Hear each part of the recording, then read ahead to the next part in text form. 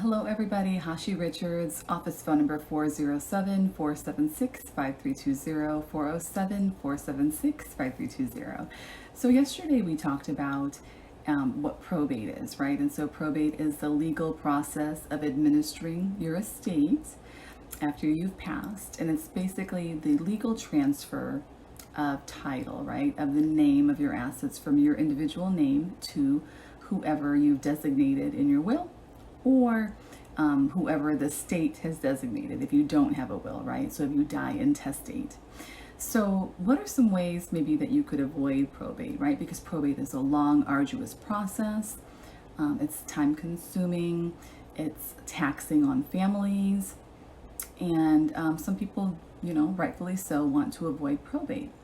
And so if you're looking to avoid probate, one way to avoid probate is any assets not titled in your individual name do not pass through probate.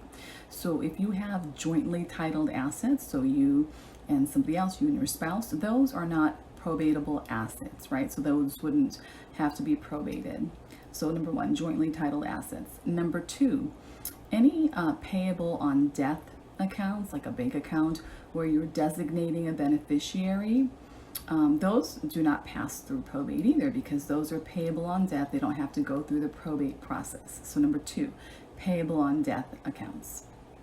Number three, the three way to avoid probate is a living trust, right? Or a trust.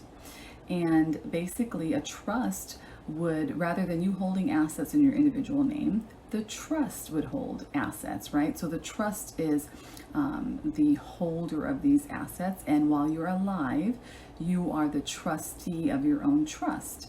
So really nothing has changed except the titling of the asset, but you are in full control of the asset. Now, if you have assets titled in the name of the trust when you pass, those completely avoid probate, and those pass immediately to whoever you've designated in your trust. So those are the three ways, three common ways to avoid probate. Number one, jointly titled assets.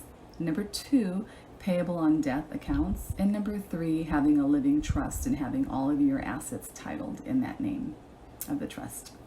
All right, I'll be back again tomorrow with another video.